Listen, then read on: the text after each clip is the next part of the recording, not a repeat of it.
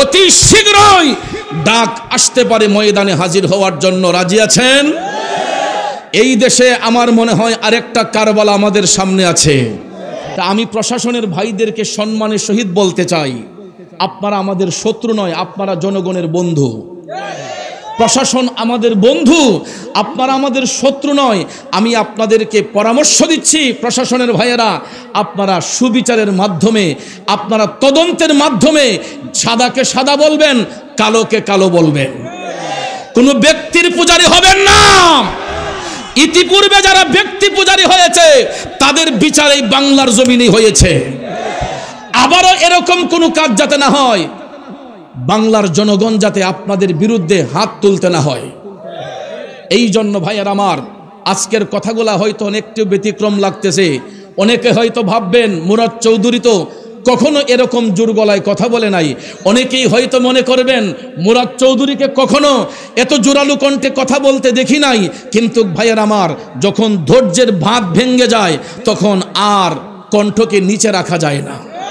আমার ভাই শহীদ রইসউদ্দিন ইন্তেকালের পূর্বে হয়তো তার অন্তরে নবীর ভালোবাসা ছিল বিদায় আমার নবীকে হয়তো আবেগপ্রত কণ্ঠে বলেছিল, পলকে জীবন দিয়ে দেব যদি নবী তুমি চাও।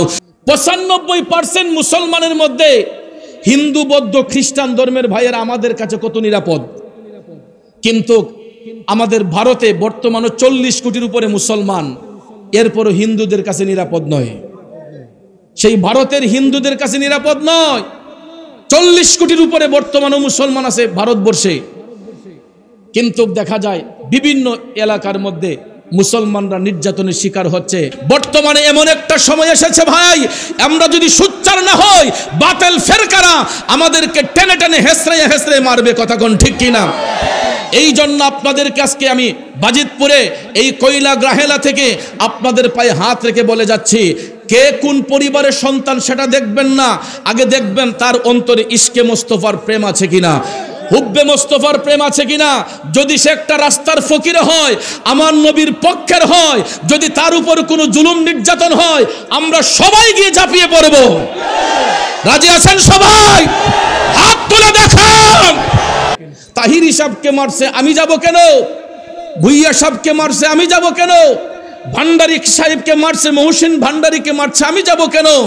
এই কথাটা বলা মানেই আমরা নিজেকে ধ্বংস করে ফেলা।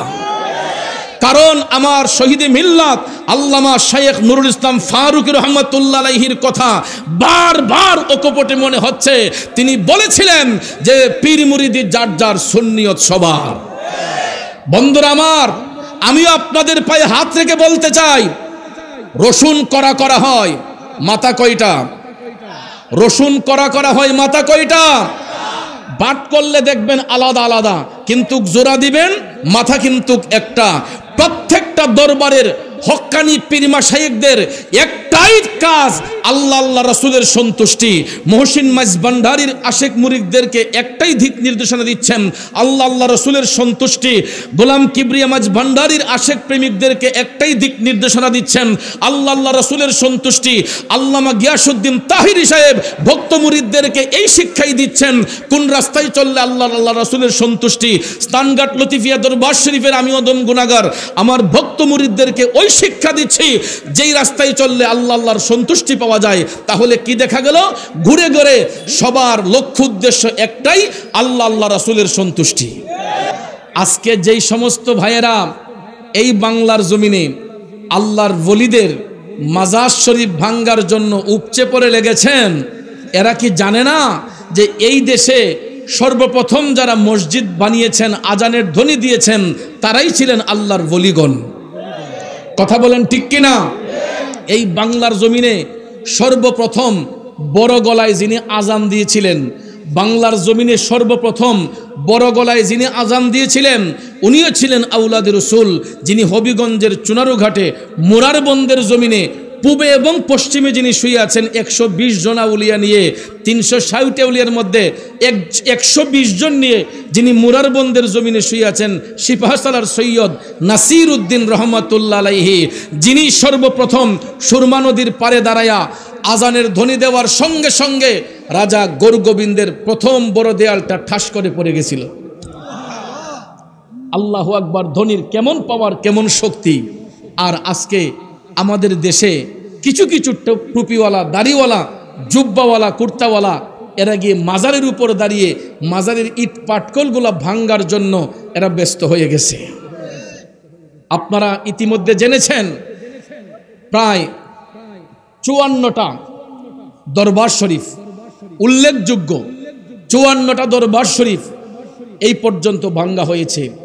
ভাইয়ের আমার, আল্লাহর আযাব অতি নিকটে। আমার আল্লাহ ছাড় দেয় কিন্তু কাউকে ছেড়ে দিবে না। সব কিছু সহ্য করবে কিন্তু আল্লাহর বন্ধুদের সাথে বিয়াদবি আল্লাহ কখনো সহ্য করবেন না। যেহেতু রব্বুল আলামিন সাবধান করে দিয়েছেন সূরা ইউনূসের 12 নম্বর, এই সূরা ইউনূসের 162 নম্বর আয়াতের দ্বারা আল্লাহ রাব্বুল আলামিন 62 এবং 63 নম্বর আয়াতের দ্বারা আল্লাহ স্পষ্ট করে আমাদেরকে অ্যালার্ট করেছেন আল্লাহর ওলিদের সম্পর্কে কথা না বলার জন্য। গোল্ড অফ মদিনা, সুন্নিয়তের অহংকার।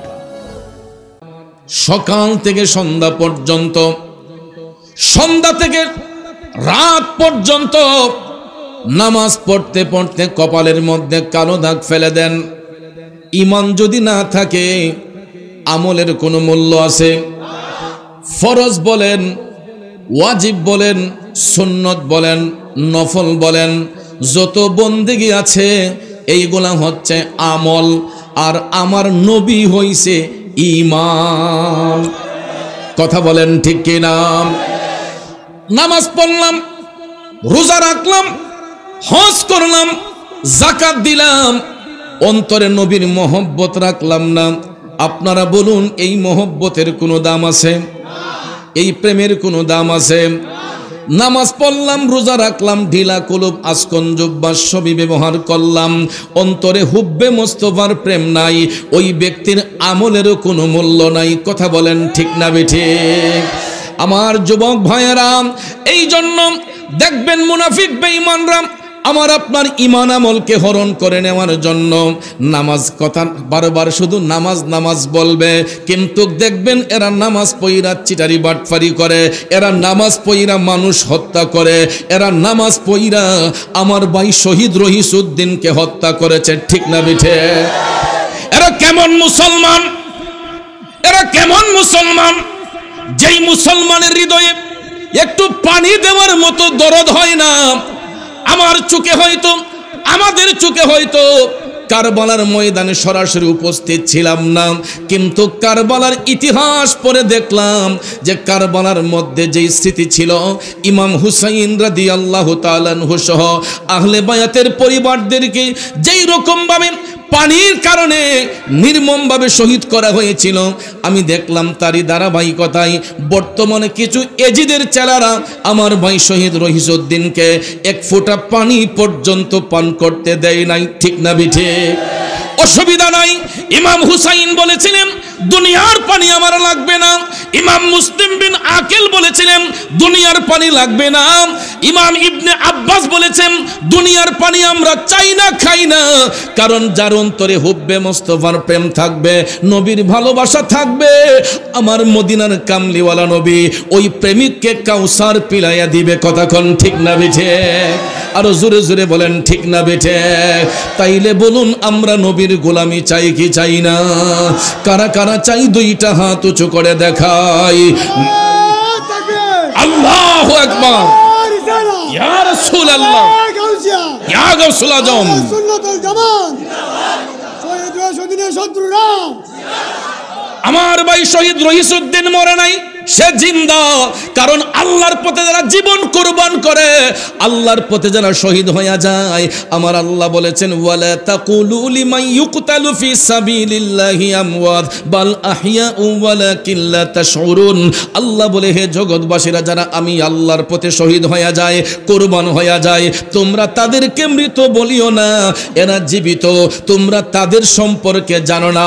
আল্লাহর কোরআন যদি সত্য হয়, আল্লাহর পথে যারা জীবন কুরবান করে এরা কখনো মরে না, এরা জিন্দা। আমার ভাই শহীদ রহিসউদ্দিনও জিন্দা, কথা কোন ঠিক কিনা? কারণ তার অন্তরে হুব্বে মোস্তফার প্রেম ছিল। সোশ্যাল মিডিয়াতে দেখবেন কত সুন্দর করে আবেগপ্লুত কণ্ঠে গিয়েছিল, পলকে জীবন দিয়ে দেব যদি নবী তুমি চাও, পলকে জীবন দিয়ে দেব যদি নবী তুমি চাও। ও গোয়ার জি আমার এই জীবনে একবার দেখা দাও, হাবিবি ইয়া রাসূলুল্লাহ, হাবিবি ইয়া হাবিবাল্লাহ, হাবিবি ইয়া রাসূলুল্লাহ, হাবিবি ইয়া হাবিবাল্লাহ। আমার ভাই শহীদ রহিসউদ্দিন ইন্তেকালের পূর্বে হয়তো তার অন্তরে নবীর ভালোবাসা ছিল বিদায় আমার নবীকে হয়তো আবেগপ্লুত কণ্ঠে বলেছিল, পলকে জীবন দিয়ে দেব যদি নবী তুমি চাও, কলিজা টুকরা করে দেব যদি নবী তুমি চাও। ও গোয়ারি জি আমার এই জীবনে একবার দেখা দাও, হাবিবি ইয়া রাসূলুল্লাহ, হাবিবি ইয়া হাবিবাল্লাহ, হাবিবি ইয়া রাসূলুল্লাহ, হাবিবি ইয়া হাবিবাল্লাহ। একটা জবানও বন্ধ রাখবেন না, চিৎকার মেরে বলুন ইয়া রাসূলুল্লাহ, আর একটু জোরে বলুন ইয়া হাবিবাল্লাহ। জগতের বন্ধুরা রে, ও মুরব্বী বাবাজিরা, আমার সম্মানিত মা বোনরা যারা শুনছেন গো, আল্লাহ রাব্বুল আলামিন ইমামদারদেরকে বলেছেন, ইয়া আইয়ুহাল্লাযীনা আমানু, হে আমার ইমামদারগণ, ইস্তাইনু, তোমরা আমি আল্লাহর কাছে সাহায্য চাও। প্রথমে আল্লাহ বলেছেন বিসসবরি, ধৈর্যের সাথে, ওয়াসসালা, এবং নামাজের সাথে। ধৈর্য এবং নামাজের প্রেম যেই মুমিনের অন্তরে থাকবে, ধৈর্য এবং নামাজের প্রেম যেই মুমিনের অন্তরে থাকবে, আল্লাহ বলেন ইন্নাল্লাহা মা'আস সাবিরিন, নিশ্চয়ই আমি আল্লাহ সবরকারীদের অন্তর্ভুক্ত, নিশ্চয়ই আমি আল্লাহ সবরকারীদের অন্তর্ভুক্ত। তাইলে বাবাজিরা আমার, বন্ধুরা আমার, আমরা ওই নবীর গোলাম, আমরা নামাজ পড়ি ধৈর্যের সাথে, আমরা তাকওয়ার মাধ্যমে, ধৈর্যের মাধ্যমে, হুব্বে মোস্তফার প্রেম অন্তরে নিয়ে আমরা নামাজ আদায় করি। আমরা কোনো ব্যক্তিকে দেখাইবার জন্য নামাজ পড়ি না, কোনো ব্যক্তিকে খুশি করার জন্য আমরা নামাজ পড়ি না। আমরা নামাজ পড়ি আল্লাহ আল্লাহর রসুলের সন্তুষ্টির জন্য, ঠিক কিনা কম? আমরা নামাজ পড়ি আল্লাহ আল্লাহ রসুলের সন্তুষ্টির জন্য। আর যারা লোক দেখানো ইবাদত করবে, যারা মানুষদেরকে দেখাইবার জন্য বন্দেগি করবে, তিরমিজি শরীফের হাদিসে আল্লাহর হাবিব সাল্লাল্লাহু আলাইহি ওয়াসাল্লাম বলেছেন, যারা মানুষকে দেখাইবার জন্য শুধু সালাত সালাত বলে, ওই সমস্ত ব্যক্তিদেরকে আমার আল্লাহ জাহান্নামের সবচাইতে নিকৃষ্ট জায়গার মধ্যে স্থান করে দিবে। ওই জায়গাটার নাম হবে জুব্বুল হুজন। নাম কি? জুব্বুল হুজন। জাহান্নামে এর চাইতে আর কোনো খারাপ জায়গা নাই। যারা আল্লাহর সন্তুষ্টির জন্য নয়, নবীর মহব্বতে নয়, মানুষকে দেখাইবার জন্য যারা নামাজকে মডেল বানাবে, আমার দয়াল নবী বলেছেন ওই সমস্ত লোক দেখানো ইবাদতকারীকে আল্লাহ রাব্বুল আলামিন জাহান্নামের সবচাইতে খারাপ জায়গার মধ্যে দান করবেন। আর ওই জায়গাটার নাম হচ্ছে জুব্বুল হুজন। নাম কি? জুব্বুল হুজন। জাহান্নামে এর চাইতে আর কোনো নিকৃষ্ট জায়গা নাই। এই জুব্বুল হুজন এমন একটা জায়গা, দুজকি মানুষের শরীরের পচা পুঁজগুলা একটা নালা দিয়ে গিয়ে যেখানে ডাম্পিং হয়, যেমন পৌরসভার নর্দমাগুলা দেখবেন নালা দিয়ে গিয়া একটা জায়গায় ডাম্পিং হয়, কথা কোন ঠিক না বেঠিক? ওই ডাম্পিং যেখানে হয় ওই জায়গাটাকে বলা হয় জুব্বুল হুজন। দুজকি মানুষের শরীরের পচা পুঁজগুলা একটা নালা দিয়ে গিয়ে এক জায়গার মধ্যে ডাম্পিং হয়, আর জাহান্নামী লোক দেখানো ইবাদতকারীদেরকে ওই জুব্বুল হুজনের মধ্যে নিয়ে দুজকি মানুষের শরীরের পচা পুঁজগুলা খাবার পণ্য দেওয়া হয়। জোরে কোন নাউজুবিল্লাহ।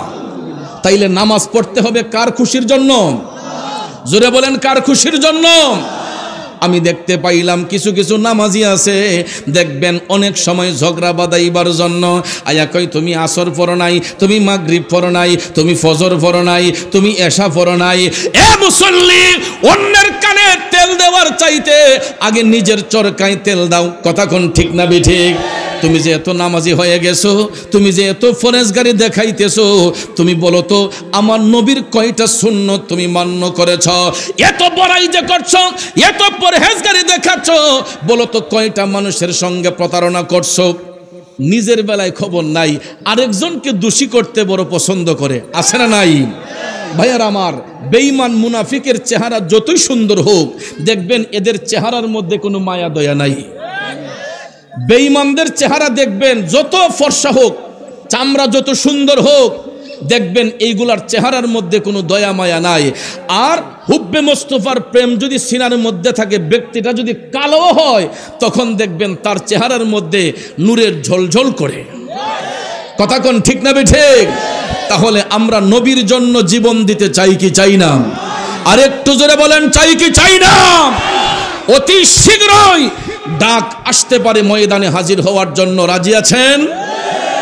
এই দেশে আমার মনে হয় আরেকটা কারবালা আমাদের সামনে আছে। কারণ এজিদের বাহিনীরা যেই রকম ভাবে হুসাইনি সৈনিকদেরকে নির্মমভাবে নিরপরাধে যারা কতল করেছিল, ভাইয়ারা আমার, সেই এজিদের চেলারা এখন পর্যন্ত মাথা আলগি দিয়ে চলতেছে। এখনো যদি সুন্নি জনতা সজাগ না হয়, তাহলে বুঝবেন আমরা নিজের কপালে নিজে কোরাল মারতেছি। কারণ মনে করবেন, আরে মুরাদ সাহেবকে মারছে আমি যাব কেন, তাহিরি সাহেবকে মারছে আমি যাব কেন, ভুইয়া সাহেবকে মারছে আমি যাব কেন, ভান্ডারী সাহেবকে মারছে, মহসিন ভান্ডারীকে মারছে আমি যাব কেন? এই কথাটা বলা মানেই আমরা নিজেকে ধ্বংস করে ফেলা। কারণ আমার শহীদে মিল্লাত আল্লামা শাইখ নুরুল ইসলাম ফারুকী রহমাতুল্লাহ আলাইহির কথা বারবার অকপটে মনে হচ্ছে। তিনি বলেছিলেন যে পীর মুরিদি যার যার সুন্নিয়ত সবার।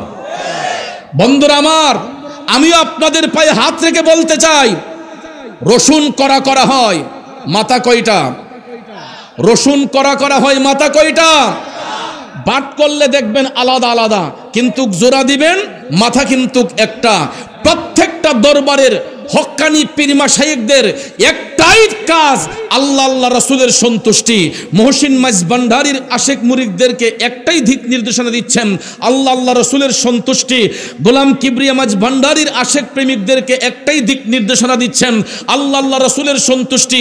আল্লামা গিয়াসউদ্দিন তাহিরি সাহেব ভক্ত মুরিদদেরকে এই শিক্ষাই দিচ্ছেন, কোন রাস্তায় চললে আল্লাহ আল্লাহ রাসূলের সন্তুষ্টি।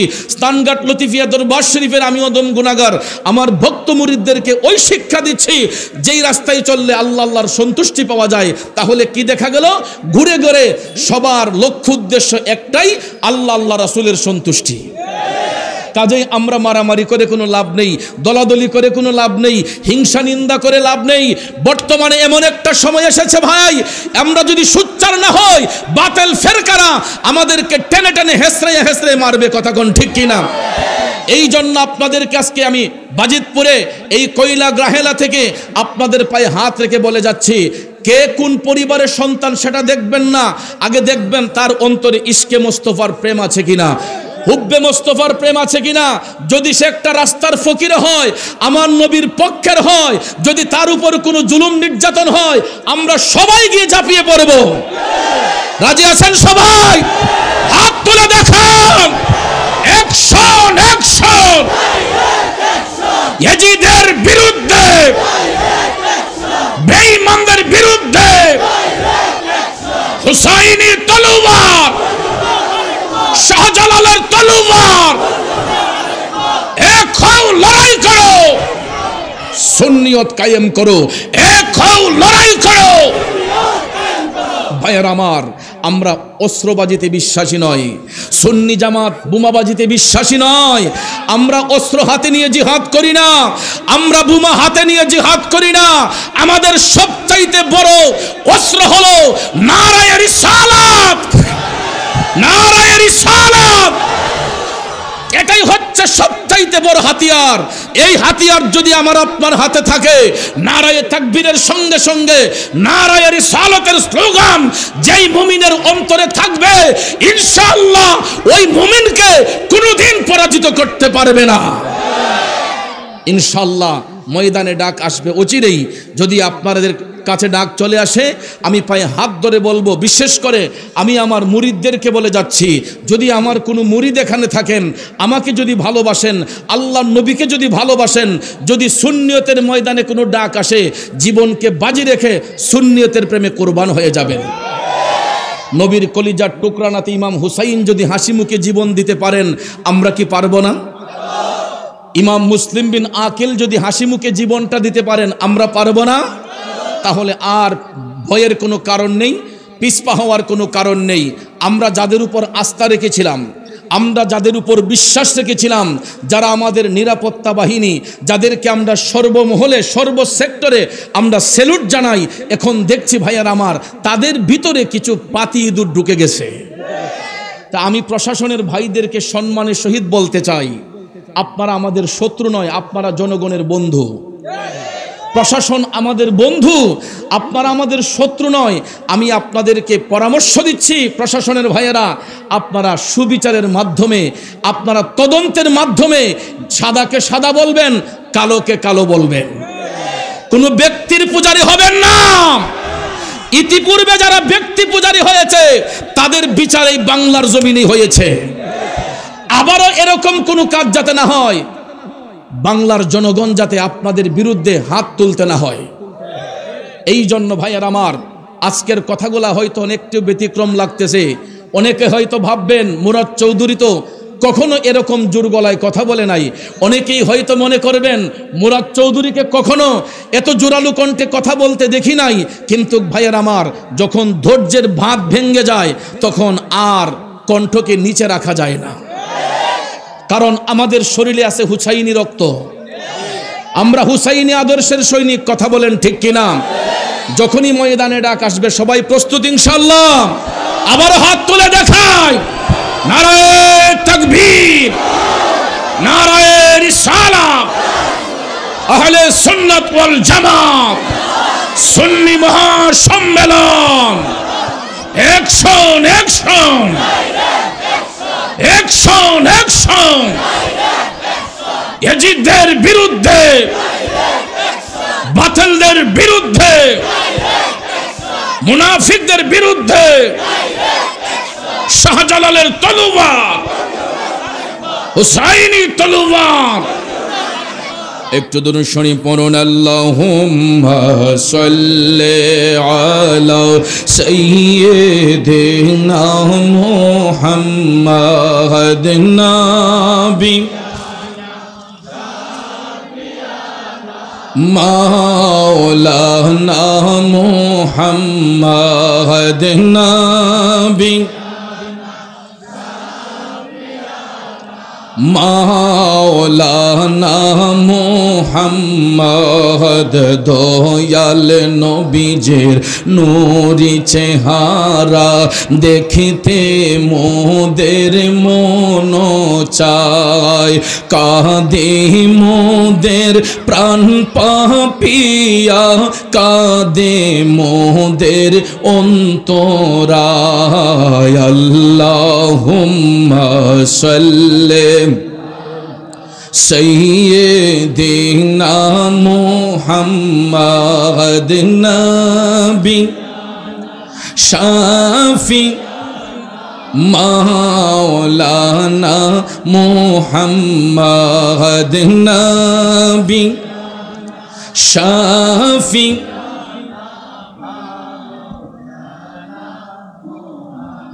বাবাজির আমার, বন্ধুরা আমার, কষ্ট হয়েছে আপনাদের। আমি লম্বা চূড়া কোনো কথা বলে আপনাদের মনোযোগ নষ্ট করব না বাজান। বলেছিলাম নামাজ হবে মুমিনের জন্য, বেঈমানের জন্য নামাজ নয়। আর মুমিনদের নামাজের মধ্যে আমার আল্লাহ কেমন শক্তি দান করে এবার দেখুন। যেই ভারতের মধ্যে এখন হিন্দুরা মুসলমানদের উপর নির্যাতন করছে, সেই ভারতবর্ষে কিন্তু অসংখ্য আল্লাহর ওলিগণ শুয়ে শুয়ে আরাম করছেন, ঠিক না বেঠিক? সেই ভারতবর্ষ আল্লাহর ওলিগণ আবাদ করেছেন। হিন্দুস্তানের রাজা খাজা মঈনুদ্দিন চিশতি ভারতবর্ষে আগমন করে অস্ত্র হাতে নয়, প্রায় ৯৯ লক্ষ হিন্দুকে মুসলমান বানাইছেন, কথা কোন ঠিক না বেঠিক? ৯৯ লক্ষ হিন্দুকে মুসলমান বানাইয়া আজমির শরীফের মধ্যে খাজা বাবা শুয়ে আরাম করছেন। আরেকজন আল্লাহর ওলি, পানিপথের আল্লাহর ওলি, ভারতের হরিয়ানা প্রদেশে, যেখানে বর্তমানেও আমি ওই দিন সোশ্যাল মিডিয়াতে দেখলাম মুসলমানদের উপর নির্যাতন চলছে, মুসলমানদের মসজিদ ভেঙে ফেলা হচ্ছে। সেই হরিয়ানা প্রদেশে পানিপথ একটা শহরের নাম, এই পানিপথ শহরের নামটা হয়েছে আল্লাহর একজন ওলির নামে। উনার নাম হচ্ছে হযরতে বুআলী শাহ কলন্দর রহমাতুল্লাহ আলাইহি। চিৎকার মেরে কন্যা সুবহানাল্লাহ। বুআলী শাহ কলন্দর তিনি এমন একজন আল্লাহর বান্দা ছিলেন, তিনি এমন একজন আল্লাহর ওলি ছিলেন যার জীবনে কোনোদিন একটা ওয়াক্ত নামাজ কাজা করতেন না, যার জীবনে কোনোদিন শরীয়ত বিরোধী কোনো কাজের মধ্যে অংশগ্রহণ করতেন না। তিনি এমন একজন আল্লাহর ওলি ছিলেন যার মধ্যে কোনোদিন কোনো নারীর লোভ ছিল না, যার মধ্যে কোনোদিন টাকা পয়সার লোভ ছিল না। তিনি সব সময় হরিয়ানা প্রদেশের পানিপথ এলাকার মধ্যে তিনি রেওয়াজত করতেন, বন্দেগি করতেন। এমনভাবে তিনি বন্দেগি করতেন, যখন তিনি উজু করে নফল নামাজ পড়তেন, উজু করে 2 রাকাত নফল নামাজ পড়ার পরে হযরতে বুআলী শাহ কলন্দর যখন মুরাকাবা করতেন, ওনার মুরাকাবাটা এতই মজবুত ছিল, মুরাকাবা মুশাহাদা করার সঙ্গে সঙ্গে কোনো সময় দেখা গেছে তিনি মাটি থেকে 0.1-1.5 হাত উপরে, মাটি থেকে 0.1-1.5 হাত উপরে। তখন হিন্দু তান্ত্রিক যারা ছিল এরা মনে করতো উনি মনে জাদু মন্ত্র জানে, উনি মনে হয় জাদু মন্ত্র জানে। তখন ওই হিন্দুস্তানের বড় বড় তান্ত্রিকরা এরা ঐক্যবদ্ধ হয়েছে যে আপনি কিভাবে মাটি থেকে 0.1-1.5 হাত উপরে উঠে যান, এটা কিভাবে সম্ভব? তখন বুআলী শাহ কলন্দর আল্লাহর ওলি ডাক দিয়া বললেন, হ্যাঁ তান্ত্রিক ভাইয়েরা, আমি কোনো জাদু মন্ত্রের দ্বারা এটা করি না, আমি কোনো জাদু মন্ত্রতে বিশ্বাসী নয়। আমি যখন আমার মৌলার প্রেমে ফানা হয়ে যাই, আমি যখন আমার মৌলার প্রেমে ফানা হয়ে যাই, দুনিয়ার কোনো লোভ লালসা, দুনিয়ার কোনো চিন্তা ভাবনা আমার মধ্যে থাকে না। আমি নিজেও জানি না কেমনে আমি মাটি থেকে 0.1-1.5 হাত উপরে উঠে। উনি অনয় বিনয় করে বলতেছেন, কিন্তু তান্ত্রিকরা বলতেছে না তুমি জাদুর মাধ্যমে তুমি এটা করতেছ, তাইলে সত্যি যদি তুমি আল্লাহর প্রিয় বান্দা হয়ে থাকো, তুমি পানির উপর দিয়ে একটু হাইটা দেখাইতে পারবানি? সুবহানাল্লাহ কন্যা। এরা মনে করছে যে উনি জাদু মন্ত্রের কারণে এটা করতেছেন। তান্ত্রিকরা বলতেছে তুমি সত্যিকারের যদি আল্লাহর ওলি হয়ে থাকো, আল্লাহ যদি তোমাকে পছন্দই করে থাকে, তাহলে তুমি বুআলীর কারামতি দেখতে চাই, তুমি পানির উপর দিয়ে হেঁটে যাও, যদি হাঁটতে পারো তাহলে বুঝবো যে তুমি সত্যিকারেরই আল্লাহর বন্ধু। আপনারা বলেন আল্লাহর ওলিদের বেলায় এটা সম্ভব কি সম্ভব না? আল্লাহর ওলিদেরকে এই বেলায়েতে পাওয়ার দিয়েছেন কে? আরো জোরে বলেন কে? দয়াল আল্লাহ রে, কি নাম জপলে পাবো তোমারে, দয়াল আল্লাহ রে, কি নাম জপলে পাবো তোমারে। রাহেলা কইলাকের বাবাজিরা, আল্লাহর ওলি বুআলী শাহ কলন্দর তান্ত্রিক ভাইদেরকে বললেন, অবশ্যই আমি পানির উপর দিয়ে হাঁটবো, আমি পানির উপরে দাঁড়াইয়া আল্লাহকে সিজদা করব, শুধু জমিনে নয়, যারা মওলার প্রেমে ফানা হয়ে যায় এরা আকাশে বাতাসেও সালাত আদায় করতে পারে, এরা পানির উপরেও জলের উপরেও মওলাকে সিজদা করতে পারে। তান্ত্রিকরা ডাক দিয়ে কয় আমরা মুখের কথা মানি না, তুমি কাজকর্মে দেখাও। বোয়ালি শাহ কলমদর তখন বললেন আমি দেখাইতে পারি, আমারও একটা শর্ত আছে। তখন তান্ত্রিকরা বলে কি শর্ত? বোয়ালি শাহ কলমদর বলেন আমি যদি পানির উপরে দাঁড়ায় আল্লাহকে সিজদা করে দেখাতে পারি তাইলে তোমরা সবাই কালেমা পড়ে মুসলমান হইবা। আমি যদি পানির উপরে দাঁড়ায় আল্লাহকে সিজদা করে দেখাতে পারি তাহলে তোমরা আল্লাহর ইবাদত করবা, তোমরা কালেমা পড়ে সত্য ধর্মে দাখিল হয়ে যাবা, মুসলমান হয়ে যাবা। সমস্ত তান্ত্রিকরা যারা সেখানে জাদুমন্ত্র করত, শত শত তান্ত্রিকরা এরা ওয়াদা করলো বোয়ালি শাহ কলমদরের সাথে যে অবশ্যই যদি আপনি পানির উপরে দাঁড়াইয়া সিজদা করে দেখাতে পারেন তাহলে আমরা অবশ্যই কালেমা পড়ে মুসলমান হয়ে যাব। ও মৌলাজি তোমার রহিম নামটি থাকিতে আমি পাপী ডুইবা যাইতাম নি, করিম রহিম নামটি তোমার আল্লাহ কাদের গুণী আমি পাপী ডুইবা যাইতাম নি। বন্ধুরা আমার, বাবাজিরা, বোয়ালি শাহ কলমদর টপ টপ করে চোখের পানি ছেড়ে কান্দে, ডাক দিয়ে কই আল্লাহ আমি বোয়ালি এত বড় কথা বলে ফেলেছি, আল্লাহ গো তুমি যদি তোমার গোলামরে কবুল না করো এই বিধর্মী গোলা সত্য ধর্মে দাখিল হবে না। আল্লাহ আমি বোয়ালি হয়তো জীবনে অন্যায় করে থাকতে পারি, আমি হয়তো কোনো ভুল করতে পারি, আল্লাহ তুমি না বলেছো লা তাকনা তুমি রহমাতিল্লাহ, বান্দারে পাহাড় পরিমাণ গুনাহ করলেও আমার রহমত থেকে বঞ্চিত হইবে না। এই বলিয়া বোয়ালি শাহ কলমদর ডাক দিয়া কয় আল্লাহ তুমি সত্যি যদি তোমার খুদায়িত্ব সত্য হয়ে থাকে আমি অধম বোয়ালি তোমার কাছে ভিক্ষা চাই মৌলা, তুমি আমি বোয়ালিরে এমন বেলায়ত দান করো যাতে করে এই কারামতি শক্তির বলে ওই বিধর্মীদেরকে আমি দিনের মধ্যে আনতে পারি। এটা বলার সঙ্গে সঙ্গে আমার আল্লাহর কাছে মায়া হয়ে গেছে। আল্লাহ রাব্বুল আলামিন বোয়ালি শাহ কলমদরের ডাক কবুল করে ফেললেন গো। বোয়ালি শাহ কলমদরের ডাক আমার আল্লাহর কাছে কবুল হয়ে গেছে। সঙ্গে সঙ্গে তিনি মুরাকাবা মুশাহাদা করিয়া ওনার বগলের মধ্যে যেই নামাজের মুসল্লা ছিল, নামাজের মুসল্লাটা তিনি পানির উপরে ছুঁড়ে মারলেন।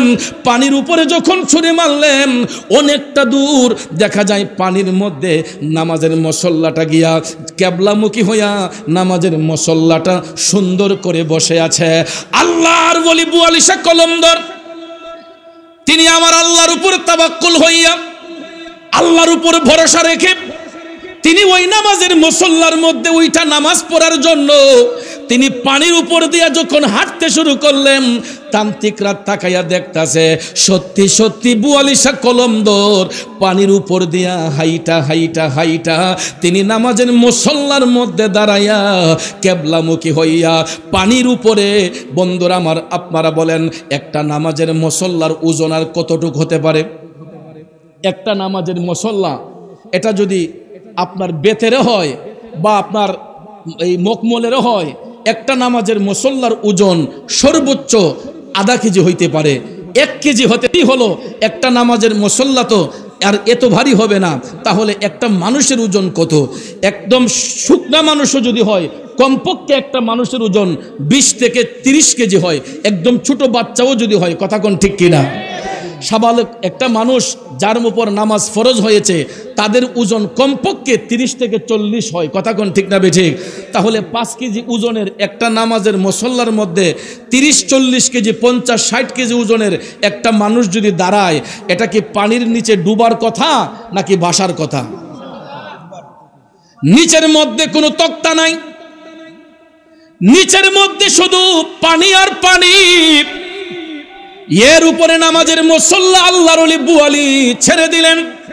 দেওয়ার পরে দেখা যায় তিনি পানির উপর দিয়া হাইটা হাইটা নামাজের মুসল্লার মধ্যে দাঁড়াইয়া গো, তিনি যখন কেবলামুখী হইয়া যখন নামাজ আদায় করলেন, নামাজ আদায় করিয়া সালাম ফিরাইয়া আবার হাইটা হাইটা তিনি যখন নদীর পাড়ে আসলেন, হিন্দু তান্ত্রিক যতগুলা ছিল, হরিয়ানা প্রদেশের যত হিন্দুর জমিদার ছিল, রাজা ছিল, সবাই বুয়ালিশ কলমদরের পায়ের মধ্যে পইরা এরা কালেমা পইরা মুসলমান হইয়া গেছে।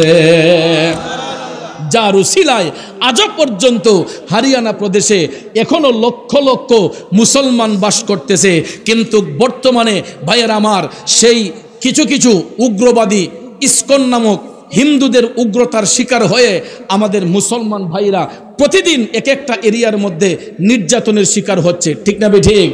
যেই রকমভাবে ফিলিস্তিনের গাজা এবং রাফাতে যেই রকমভাবে মুসলিম গণহত্যা চলতেছে, আর নীরবে নিস্তব্ধে আমাদের পার্শ্ববর্তী দেশ ভারতে আমরা সোশ্যাল মিডিয়ার মাধ্যমে দেখতে পাই আমাদের এইরকম মুসলিম ভাই বোনদের উপর নির্যাতন নিপীড়ন এমনভাবে হচ্ছে যেন মনে হচ্ছে যে যেই রকমভাবে এজিদের সৈনিকরা নবীর আওলাদদেরকে কতল করেছিল, ভাইয়ের আমার ফিলিস্তিন রাফাতে যেরকমভাবে মুসলিম গণহত্যা চলছে, নীরবে নিস্তব্ধে আমাদের পার্শ্ববর্তী সীমান্ত ভারতের মধ্যে মুসলিম গণহত্যা চলছে। কথা কোন ঠিক কিনা?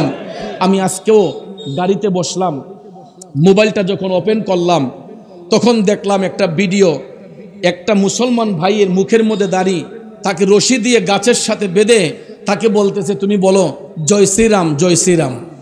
নাউজুবিল্লাহ, কোন জয় শ্রীরাম, জয় শ্রীরাম বলার জন্য তাকে বাধ্য করা হচ্ছে। ভাইয়ের আমার, ওই বিপদের মুহূর্তে হয়তো আমার ওই ভাইটা বিপদ থেকে বাঁচার জন্য তার মুখ দিয়ে এটা বলতে বাধ্য, কারণ আঘাত এমন ভাবে তার উপর লাগতেছে যে এই মুহূর্তে যদি তা সেটা না বলে ওরা মেরেই ফেলবে।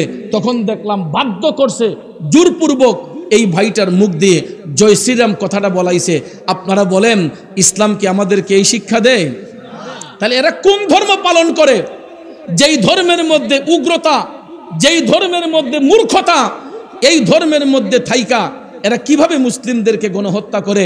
আমার রসুল বিদায় হজের ভাষণে বারবার করে বলেছেন তোমরা কোনো ধর্মের প্রতি আঘাত করিও না। বিদায় হজের ভাষণটা বাংলাতে লেখা আছে, আপনারা পড়বেন। রসুল বলেছেন তোমরা কোনো ধর্মের প্রতি আঘাত করো না। একজন বিধর্মী ভাইকে কালেমার দাওয়াত দিতে পারো, কিন্তু জোরপূর্বক নয়, স্বেচ্ছায় যদি সে কালেমা পাঠ করে মুসলমান হয় এটা ভিন্ন কথা, ঠিক কিনা কোন? কিন্তু আজকাল দেখা যায় ওই সমস্ত ইসকনের ভাইয়েরা, উগ্রবাদী হিন্দু ভাইয়েরা, এদেরকে তো ভাই বলা যায় না, উগ্রবাদী হিন্দুরা কিন্তু আবার সব হিন্দু এক সমান নয়। আমাদের বাংলাদেশে হিন্দু ভাই আছে না? আমরা এই বাজিতপুর বাজারে গিয়ে দেখেন অনেক হিন্দু ব্যবসায়ী আছে, শত শত হিন্দু ব্যবসায়ী আছে। বলেন তো কোনো মুসলিম ভাই আমরা কি হিন্দু ভাইদের দোকানে হামলা করেছি? আমরা কোনো হিন্দু ভাই আমাদের দোকানে হামলা করেছে? আমরা এই বাংলাদেশে, স্বাধীন সোনার বাংলাদেশে সম্প্রীতির মাধ্যমে চলতেছি। হিন্দু ভাইরা মন্দিরে পূজা করে, খ্রিস্টানরা গির্জাতে উপাসনা করে, মুসলমানরা মসজিদে আল্লাহকে সেজদা করে। এই সম্প্রীতির মাধ্যমে আমরা বাংলাদেশে চলতেছি। যেহেতু বাংলাদেশে 95% মুসলমান, 95% মুসলমানের মধ্যে হিন্দু, বৌদ্ধ, খ্রিস্টান ধর্মের ভাইয়েরা আমাদের কাছে কত নিরাপদ। কিন্তু আমাদের ভারতে বর্তমানে 40 কোটির উপরে মুসলমান, এরপরও হিন্দুদের কাছে নিরাপদ নয়। সেই ভারতের হিন্দুদের কাছে নিরাপদ নয়। 40 কোটির উপরে বর্তমানে মুসলমান আছে ভারতবর্ষে, কিন্তু দেখা যায় বিভিন্ন এলাকার মধ্যে মুসলমানরা নির্যাতনের শিকার হচ্ছে। ভাইয়ার আমার, আল্লাহর ওলি হযরতে বুয়ালি শাহ কলমদর কারামতি শক্তির বলে সেই হিন্দু তান্ত্রিকদেরকে কালেমা পড়ায় মুসলমান বানাইয়া তিনি এমনভাবে রেওয়াজত করেছেন আজও পর্যন্ত ওনার রওজাটা পানির উপরে। হরিয়ানা প্রদেশে যারা গিয়েছেন, যারা পানিপত শহরে গিয়েছেন, আপনারা এখন পর্যন্ত গেলে দেখবেন বুয়ালি শাহ কলমদর রহমাতুল্লাহ আলাইহির মাজার শরীফ পানির উপরে। কোথায়? চতুর্দিকে পানি থই করছে, চতুর্দিকে পানি থই করছে, কিন্তু আল্লাহর ওলি বুয়ালি শাহ কলমদর রহমাতুল্লাহ আলাইহির মাজার শরীফ পানি ডুবাইতে পারে না। চতুর্দিকে শাঁ করে পানি উঠে, কিন্তু বুয়ালি শাহ কলমদরের মাজার শরীফ ডুবাইতে পারে না। কারণ যারা আল্লাহর বন্ধু হয়ে যায়, যারা আল্লাহর ওলি হয়, মওলা তার হয়ে যায়। কথা বলেন ঠিক না বেঠিক? তাহলে আমরা আল্লাহর ওলি হতে চাই কি চাই না? আল্লাহর হস্তে পায়ে হাত ধরে বলবো, আমি লম্বা কথা বলবো না, আমি আজকে খুতবা শর্ট করে ফেলেছি।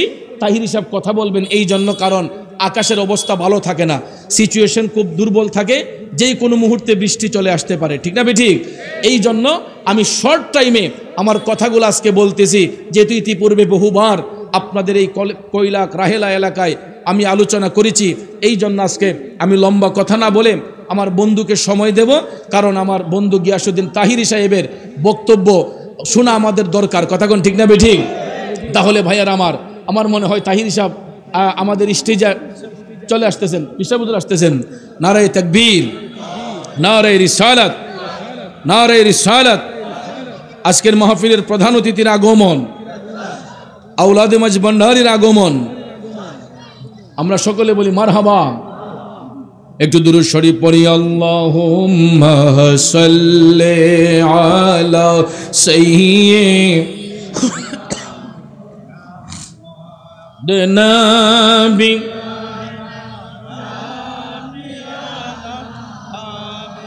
লানা মুহাম্মাদ নবী শাফি মাওলানা মুহাম্মাদ আল্লাহ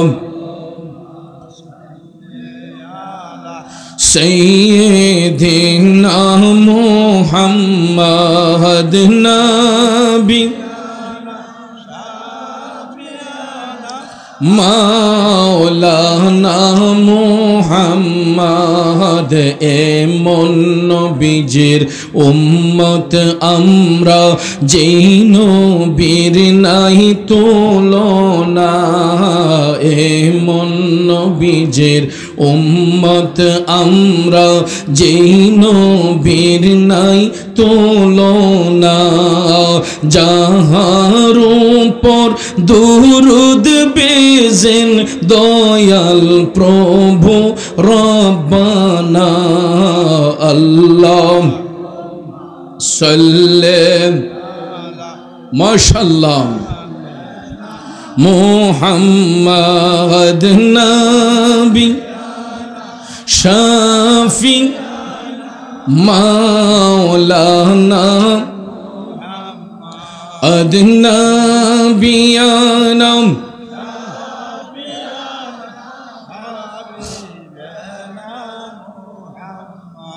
আমার বাবাজিরাম, ৪২ কলমদর রহমতুল্লাহ আলাইহির কথা বলেছিলাম। ওনার কারামতি শক্তির বলে যত তান্ত্রিক ছিল সবাই কালেমা পড়ে মুসলমান হয়ে গেল। মুসলমান হওয়ার পরে তাদেরকে সাথে নিয়ে ৪২ কলমদর সেই পানিপত শহরের মধ্যে সুন্দর একখানা মসজিদ নির্মাণ করেছেন। আল্লাহর ওলিরা মসজিদ বানানোর পক্ষে না বাঙ্গার পক্ষে? আল্লাহর ওলিরা মসজিদ বানানোর পক্ষে না বাঙ্গার পক্ষে? আজকে যেই সমস্ত ভাইয়েরা এই বাংলার জমিনে আল্লাহর ওলিদের মাজার শরীফ ভাঙ্গার জন্য উপচে পড়ে লেগেছেন, এরা কি জানে না যে এই দেশে সর্বপ্রথম যারা মসজিদ বানিয়েছেন, আজানের ধ্বনি দিয়েছেন, তারাই ছিলেন আল্লাহর ওলিগণ? কথা বলেন ঠিক কিনা? এই বাংলার জমিনে সর্বপ্রথম বড় গলায় যিনি আজান দিয়েছিলেন, বাংলার জমিনে সর্বপ্রথম বড় গলায় যিনি আজান দিয়েছিলেন, উনিও ছিলেন আওলাদে রসুল, যিনি হবিগঞ্জের চুনারুঘাটে মুরারবন্দের জমিনে পূবে এবং পশ্চিমে যিনি শুয়ে আছেন ১২০ জন আউলিয়া নিয়ে, ৩৬০ আউলিয়ার মধ্যে ১২০ জন নিয়ে যিনি মুরারবন্দের জমিনে শুয়ে আছেন, সিপাহসালার সৈয়দ নাসির উদ্দিন রহমাতুল্লাহ আলাইহি, যিনি সর্বপ্রথম সুরমা নদীর পারে দাঁড়ায়া আজানের ধ্বনি দেওয়ার সঙ্গে সঙ্গে রাজা গৌরগোবিন্দের প্রথম বড় দেয়ালটা ঠাস করে পড়ে গেছিল। আল্লাহু আকবার, ধ্বনির কেমন পাওয়ার, কেমন শক্তি! আর আজকে আমাদের দেশে কিছু কিছু টুপিওয়ালা, দাড়িওয়ালা, জুব্বাওয়ালা, কুর্তাওয়ালা এরা গিয়ে মাজারের উপর দাঁড়িয়ে মাজারের ইট পাটকলগুলা ভাঙ্গার জন্য এরা ব্যস্ত হয়ে গেছে।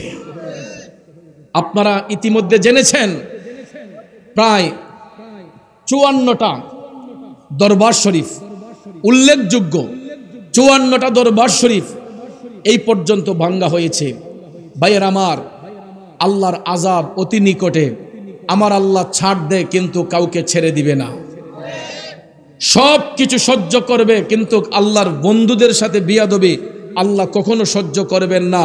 যেহেতু রব্বুল আলামিন সাবধান করে দিয়েছেন সূরা ইউনূসের 12 নম্বর এই সূরা ইউনূসের 162 নম্বর আয়াতের দ্বারা আল্লাহ রাব্বুল আলামিন 62 এবং 63 নম্বর আয়াতের দ্বারা আল্লাহ স্পষ্ট করে আমাদেরকে অ্যালার্ট করেছেন আল্লাহর ওলিদের সম্পর্কে কথা না বলার জন্য। আমাদের বন্ধুবর প্রধান বক্তা আসতেছেন হয়তো, আল্লামা গিয়াসউদ্দিন তাহিরি সাহেব। নারায়ে তাকবীর, নারায়ে রিসালাত, ইয়া রাসূলুল্লাহ, আহলে সুন্নাত ওয়াল জামাত জিন্দাবাদ জিন্দাবাদ। আল্লামা নারায়ে তাকবীর, নারায়ে রিসালাত, আহলে সুন্নাত ওয়াল জামাত। তাহিরি সাহেবের আগমন, তাহিরি সাহেবের আগমন রাহেনার পক্ষ থেকে, এই মাহফিলের পক্ষ থেকে নারায়ে তাকবীর, নারায়ে রিসালাত, আহলে সুন্নাত ওয়াল জামাত। সম্মানিত হাজিরিন, আমাদের আজকের মাহফিলের প্রধান আকর্ষণ, প্রধান আলোচক হযরত মাওলানা পীর মুফতি মোহাম্মদ গিয়াসউদ্দিন আত-তাহিরি সাহেব আমাদের মধ্যে এসে উপস্থিত হয়েছেন। নারায়ে তাকবীর, নারায়ে তাকবীর, নারায়ে রিসালাত, আহলে সুন্নাত ওয়াল জামাত। ইয়া নবী সালামু আলাইহি, ইয়া রাসূল সালাম, আয়া হাবিব সালাম, সালাওয়াত হাবিবি ইয়া রাসূলুল্লাহ